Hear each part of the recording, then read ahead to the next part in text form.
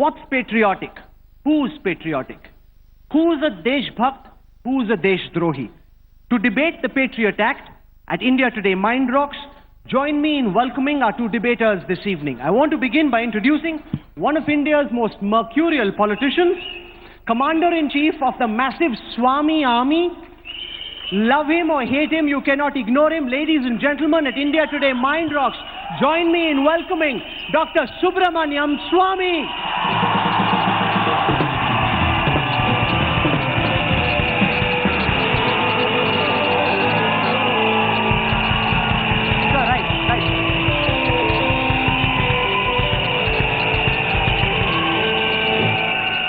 He is one of the most articulate young voices of India's opposition. He says, "मैं भारत माता की जय नहीं बोलूंगा," and that doesn't make me a traitor, it doesn't make me un-Indian. He believes India is taking a dangerous turn towards intolerance. Join me in welcoming to India Today Mind Rocks our second debater, the Member of Parliament from Hyderabad, President of the AIMIM, Assuddin Owaisi.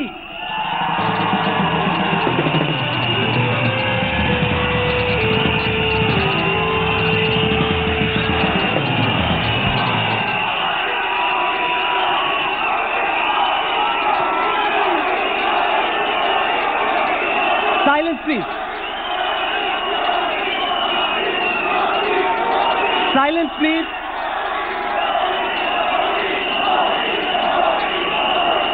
Silence. Can we have some silence, please, and then we'll start.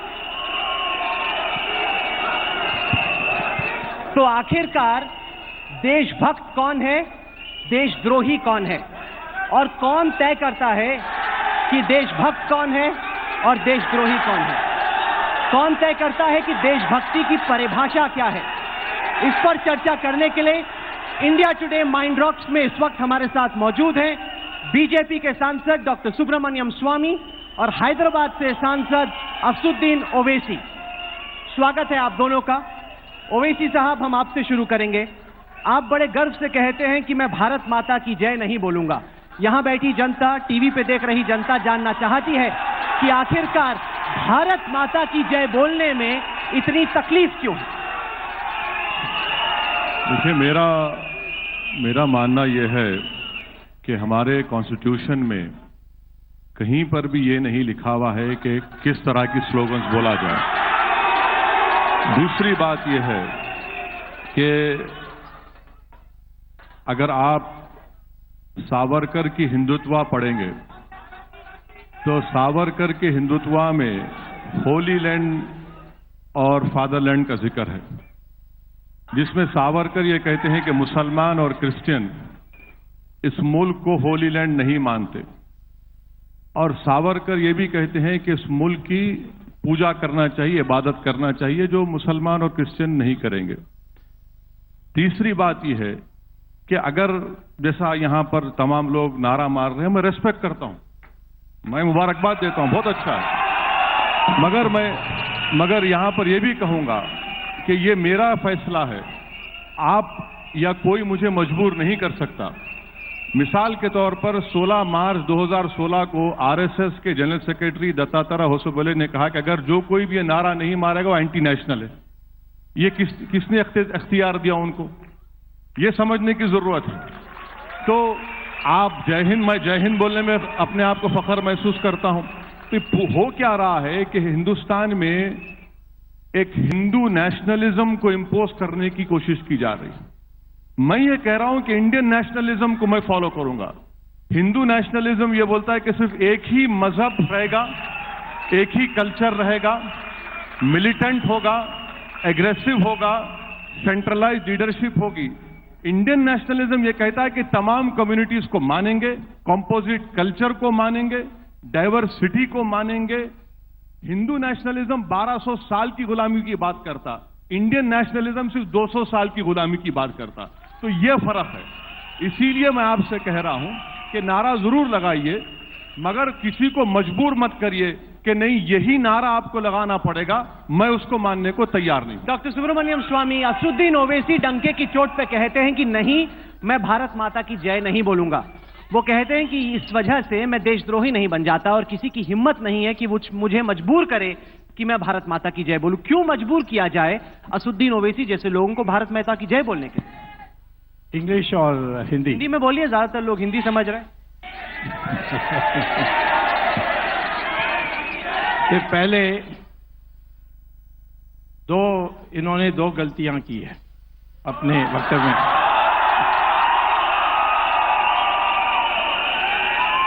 पहला गलती यह है कि राष्ट्रवाद और देशभक्ति में इन्होंने फर्क नहीं किया है। देशभक्ति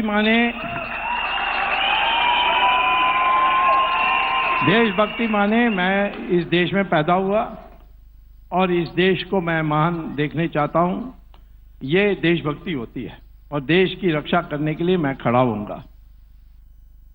राष्ट्रवाद जो है वो है कि ये राष्ट्र प्राचीन राष्ट्र है और इसकी प्राचीन संस्कृति अटूट है, लगातार आती आई है।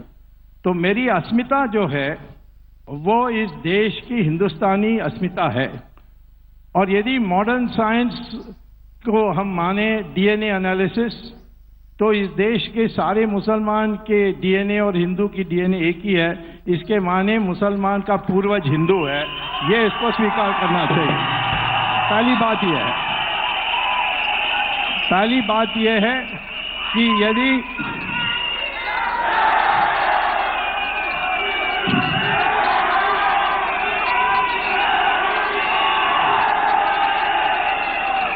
पहली बात है कि यदि आप इस देश के मुसलमान ये स्वीकार करने के लिए तैयार नहीं है कि मेरा पूर्वज हिंदू है, तो वो देशभक्त हो सकता है परंतु वो राष्ट्र विरोधी है, ऐसा मैं मानूंगा, क्योंकि ये राष्ट्र के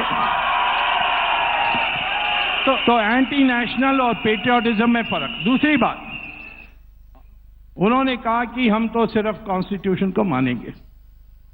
कॉन्स्टिट्यूशन में दो बातें हैं जो अनिवार्य है गवर्नेंस के लिए। पहली है कि गौ की हत्या नहीं होगी, उस पर प्रतिबंध लगेगी। क्या इसको मानने के लिए तैयार हैं?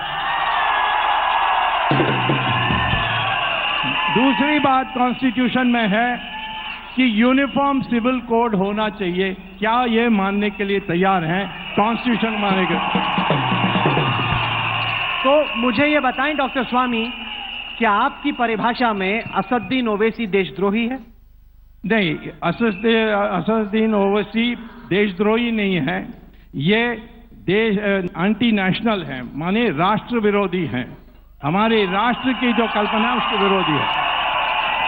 असदुद्दीन ओवैसी, आपको देशद्रोही का सर्टिफिकेट तो नहीं मिला स्वामी से, लेकिन आपको राष्ट्र विरोधी का सर्टिफिकेट स्वामी ने जरूर दे दिया। मैं ये चाहूंगा कि स्वामी साहब यही बात लिख के दे दे मेरे को कि मैं एंटी नेशनल हूं, मैं घर में लगा कर रखूंगा। पहली बात, स्वामी साहब ने ये कहा कि देखिए कॉन्ट्रडिक्शन देखिए स्वामी साहब के बात में।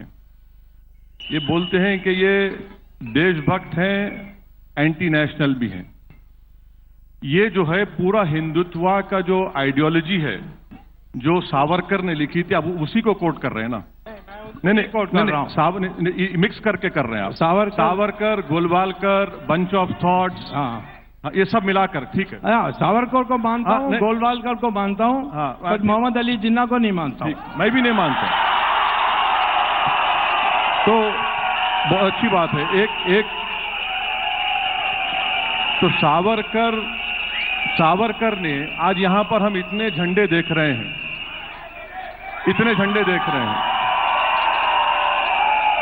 मैं आप तमाम को एक बात बताना चाहूंगा और इसका जवाब स्वामी साहब भी देंगे। सावरकर ने कहा था कि try colour can never be the national flag of India.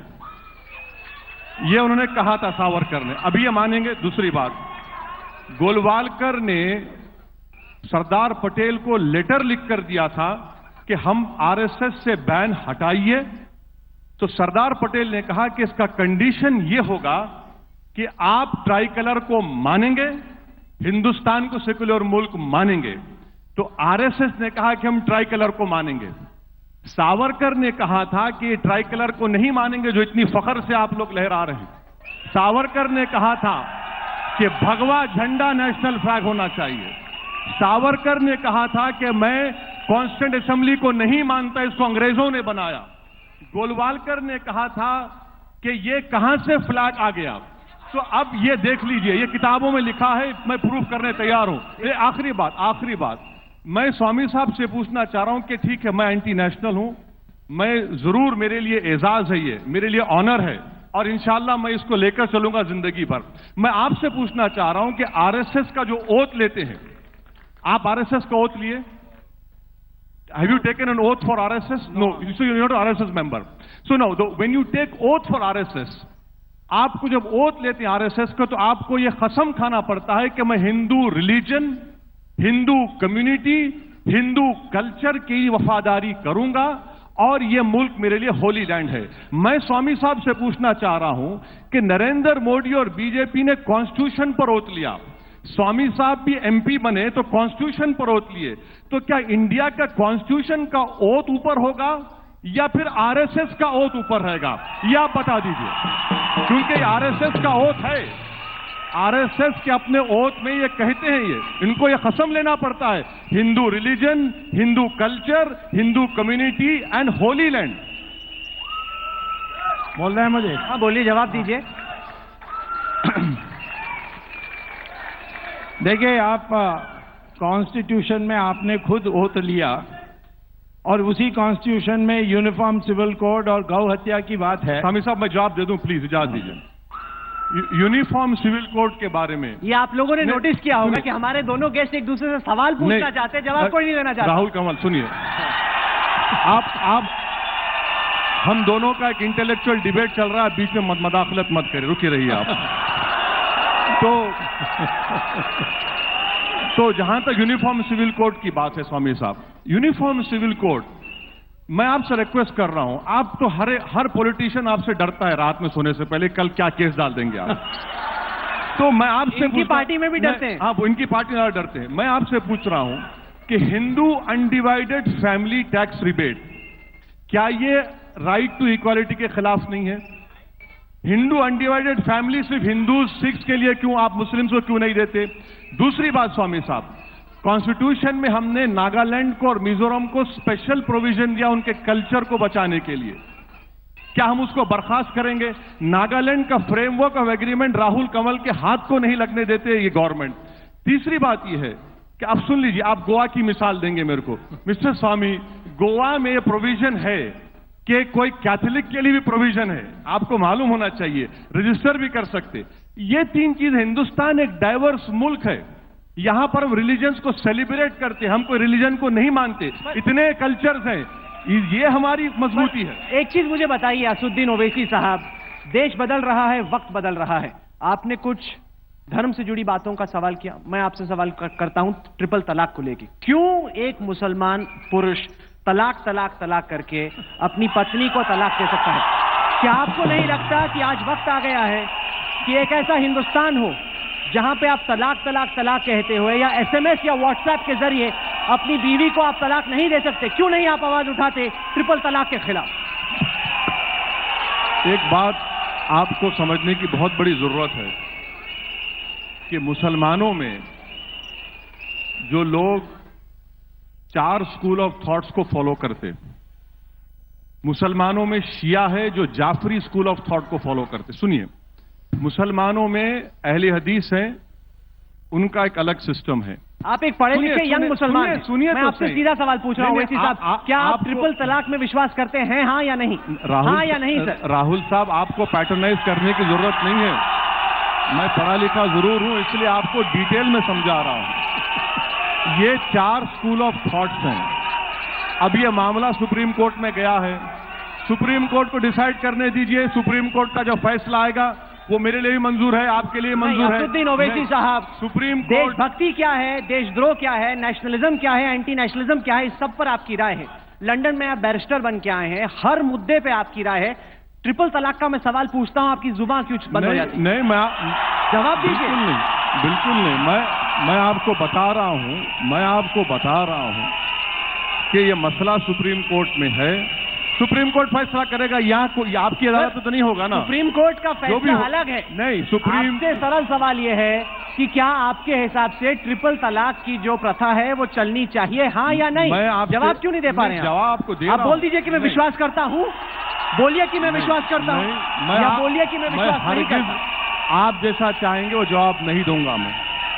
मुझे अख्तियार है कि मैं अपनी बात रखूं, मैं अपनी बात को रखा हूं, आपको समझाने की कोशिश कर रहा हूं, और जो सुप्रीम कोर्ट का फैसला आएगा होगा। मगर एक बात बताइए कि जहां कहीं मुस्लिम औरत पर जुल्म होता, आप लोग बोलते तलाक की वजह से होता, तो भाई ज़किया जाफरी से इंसाफ कब होगा? फिर ज़किया जाफरी से इंसाफ नहीं होगा क्या? आप जाकर देखिए, मेवात में यहां से 70 किलोमीटर दूर है, बिरयानी के नाम पर 2 मुस्लिम बच्चों का रेप कर दिया गया, उसकी जिक्र नहीं होता। मगर जैसे ही मुस्लिम औरत का नाम आता है, आप लोग बोलते कि ये तलाक की वजह से। मेरे भाई, एक डेटा बना लीजिए, डिबेट करा लीजिए कि सबसे ज्यादा डिवोर्स किसका होता है, उसके बाद हम लोग बहस कर लेंगे। मेरे स्वामी साहब बुला लीजिए। चलिए, आप इस सवाल का जवाब देने से बच रहे हैं, आप हमारे मेहमान हैं तो मैं नहीं खींचूंगा। लेकिन डॉक्टर स्वामी, मैं आपसे पूछना चाहता हूं कि क्या गौरक्षा के नाम पे जब बीफ पुलिस मेवात के गांव में निकलती है, रेस्टोरेंट से रेस्टोरेंट जाती है, ये जानने की कोशिश करती है कि आदमी क्या मीट खा रहा है, क्या आपको लगता है कि आजाद हिंदुस्तान में ऐसा होना चाहिए? नहीं, बिल्कुल नहीं। ये तो कानून व्यवस्था का सवाल है, इसमें हिंदू का सवाल ही नहीं है। कोई कानून के गैर कानूनी काम करेगा तो सरकार, वहाँ की सरकार को कदम उठाना चाहिए, नहीं उठाए, परंतु इस पर हमारी माथे पर क्यों ठोपेंगे? एक सवाल मैं इनसे ये पूछूंगा कि, और यहाँ मैं अपनी टिप्पणी करूंगा कि इन्होंने कहा कि शरिया में ऐसे होती है, हनीफा स्कूल में ये होता है, वहाबी में ये होता है, तो मैं कहता हूँ कि हर एक मुसलमान देश में वो समझते हैं कि मस्जिद को तोड़ा जा सकता है, शिफ्ट किया जा सकता है, तो यहाँ ये बाबरी मस्जिद को हटाने के लिए क्यों नहीं तैयार होते हैं?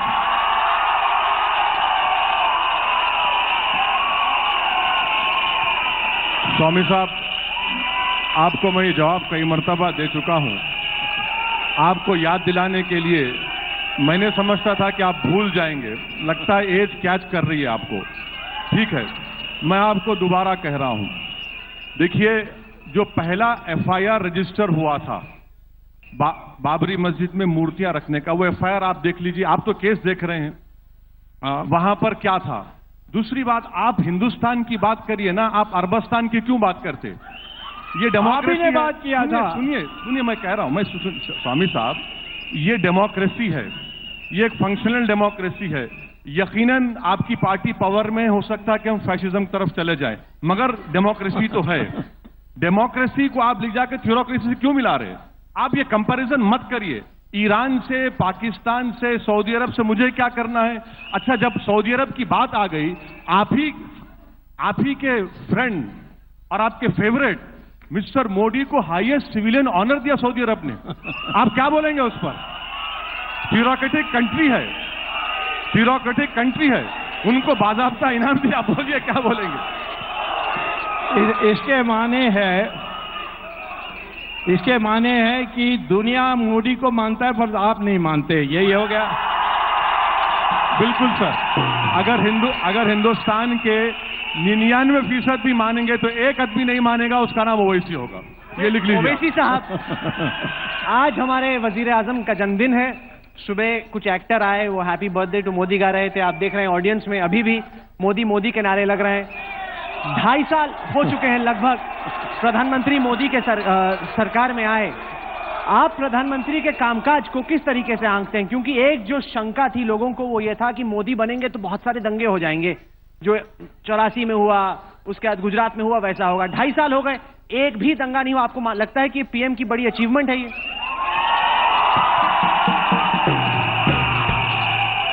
पीएम की अचीवमेंट आपको बताता हूं मैं। पीएम गुजरात पहुंचे, बहुत बड़ा दलित लीडर जेल को चला गया रात में। पीएम 2 साल में रोहित वेमुला का सुसाइड हुआ। पीएम बने, हरियाणा में जाटों को रिजर्वेशन मिलता, मगर बॉम्बे हाईकोर्ट ने कहा कि महाराष्ट्र के मुसलमानों को एजुकेशन में दीजिए, आप इंप्लीमेंट नहीं करते। मोदी प्राइम मिनिस्टर बने, कश्मीर जल रहा है, कश्मीर जल रहा है, अब तक 80 से ज्यादा लोग मारे गए। मोदी प्राइम मिनिस्टर बने, हमारी फॉरेन पॉलिसी नहीं मालूम। नवाज शरीफ के घर में कल शादी होगी, मोदी पहुंच जाएंगे वहां पर, आपको भी नहीं मालूम, मुझे नहीं मालूम। हमारे पास कोई पॉलिसी नहीं है। प्राइम मिनिस्टर मन की बात करते हैं, बोलते हैं मैंने 2 साल में 8 मरतबा ओबामा से मिला। अरे भाई, ओबामा से मिलेंगे तो हमारा पेट भरेगा क्या, ये बता दीजिए। तो हर चीज में स्वामी साहब, मैं ये मानता हूं अगर स्वामी साहब फाइनेंस मिनिस्टर होते तो इन्फ्लेशन इतना नहीं होता। अगर स्वामी साहब फाइनेंस मिनिस्टर होते, बहुत धन्य हो। थैंक यू सर, मैं मानता हूं आपकी काबिलियत को मानता हूं। अगर स्वामी साहब को फाइनेंस मिनिस्टर बनाते मोदी तो इतना बड़ा दाल की कीमत नहीं होती। तो ये हर महास्वर, तो आपके हिसाब से ओवैसी साहब, क्या डॉक्टर सुब्रमण्यम स्वामी अरुण जेटली से बेटर फाइनेंस मिनिस्टर होंगे? ये जवाब स्वामी साहब देंगे, मैं नहीं दूंगा। मैं नहीं दूंगा। ये स्वामी साहब जवाब देंगे कि is he better than Jaitley, is he better than, ये जवाब देंगे। हार्वर्ड के, वो तो स्वाभाविक है। मैं अर्थशास्त्री हूँ, वो तो वकील हैं, वो कैसे हमसे अच्छे हो सकते हैं? अच्छा, लेकिन जो असदुद्दीन ओवैसी ने सवाल पूछा, वो सवाल भी अहम है, क्योंकि इनका कहना है कि लोग प्रधानमंत्री के गुणगान गा रहे हैं, गुणगान कर रहे हैं। लेकिन सवाल ये कि कश्मीर जब जलता है तो 70 दिन हो गए, अब तक इतना बड़ा प्रधानमंत्री, इतनी बड़ी सरकार, कश्मीर में कोई भी आप समाधान क्यों नहीं खोज पा रहे हैं?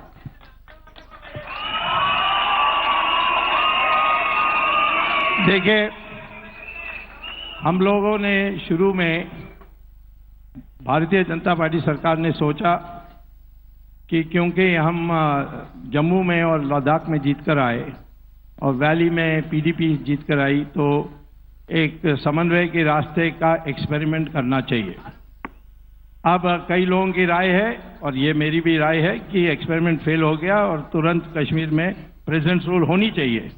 परंतु ये पार्टी के अंदर विचार होकर फैसला होगी।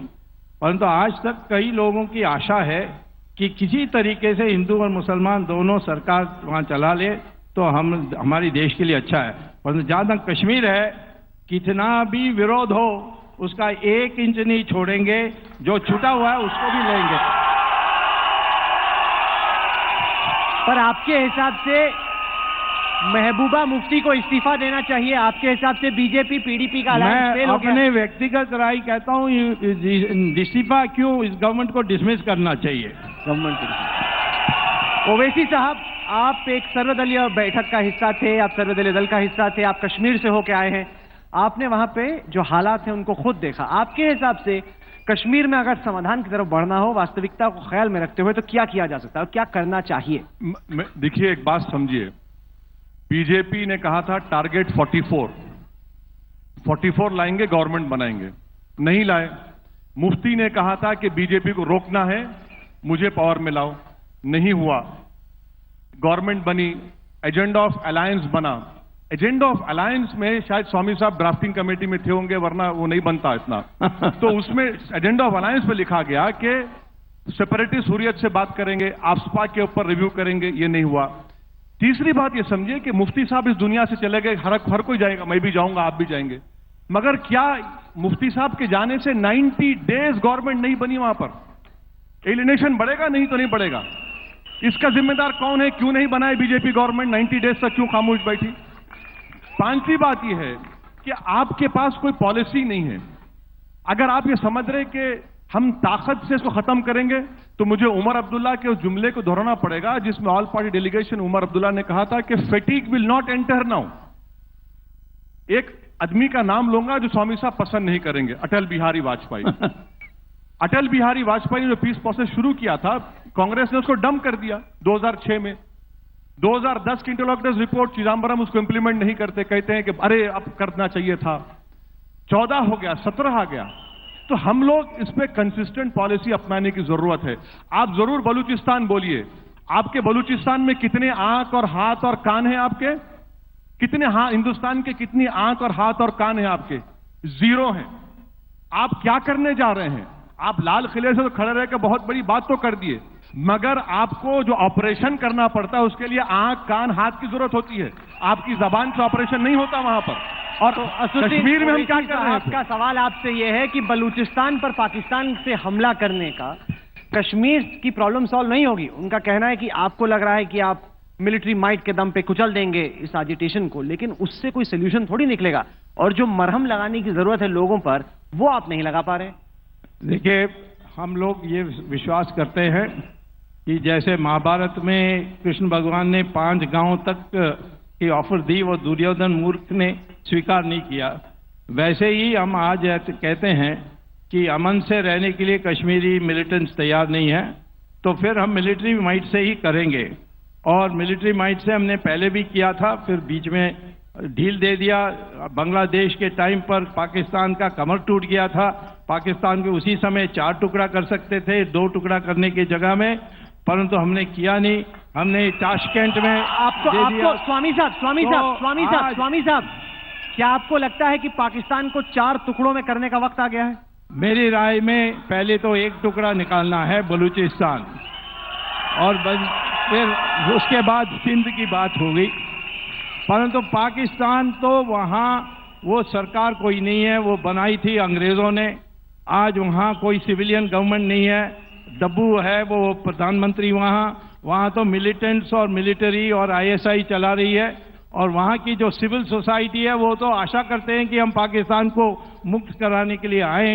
ये हालत है वो पाकिस्तान का। पाकिस्तान अपने आप टूट रही है, तो थोड़े दिन और देखेंगे, उसके बाद थोड़ा धक्का देंगे। असदुद्दीन ओवैसी साहब, जब भारत के प्रधानमंत्री बलूचिस्तान में ह्यूमन राइट्स वायलेशन के मुद्दे पर पाकिस्तान पर हमला करते हैं, तो कई लोग ये सवाल पूछते हैं कि असदुद्दीन ओवैसी ऐसे काम में सरकार का और प्रधानमंत्री का साथ क्यों नहीं देते?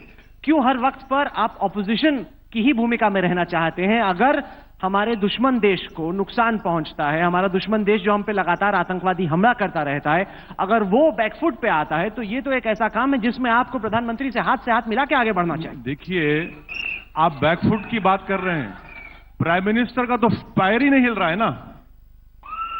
नवाज शरीफ के घर में शादी है, पहुंच जाते हैं। क्लाइमेट टॉक्स हो रहे हैं, बैठ के बात कर लेते हैं। इनकी सालगिरह हुई, उनकी सालगिरह तो आम भी जाते हैं, वो यहां पर साड़ी भी जाते हैं। आप फ्रंट फुट पे खेलिए या बैक फुट पे खेलिए, शफल करिए, कुछ तो करिए। आप कुछ नहीं कर रहे हैं, खाली खड़े हुए हैं। दूसरी बात यह है कि बलूचिस्तान से हमारा कोई ज्योग्राफिकल कंटिन्यूटी नहीं है। तीसरी अहम बात यह है कि प्राइम मिनिस्टर ओबामा के बहुत करीबी दोस्त हैं। उनको इंप्रेस करने के लिए प्राइम मिनिस्टर ने करीब 2 लाख 4 लाख का क्या सूट पहनकर गए थे, आपको याद होगा। मगर ओबामा की गवर्नमेंट कह दी है कि they are not for Balochistan. State department का स्पोक्स पर्सन कह रहा है। तो हमें अमेरिका के सर्टिफिकेट की क्या जरूरत? अरे तो आप ही तो मन की बात में कहते हैं, आप ही तो मन की बात में कहते हैं कि मैंने मित्रों ओबामा से मिला। नहीं तो अरे भाई, आप एक पॉलिसी तो अपना देखिए। सर्टिफिकेट लेने की जरूरत थोड़ी है। नहीं, सुनिए, एक बात तो मानना पड़ेगा कि जियोपॉलिटिकल सिचुएशन को सामने रखकर आपको फैसला करना पड़ेगा। आपके पास क्या पॉलिसी रखिए ना ब्लैक एंड व्हाइट में। चलिए, आपने एक सवाल पूछा कंफ्यूजन को लेके कि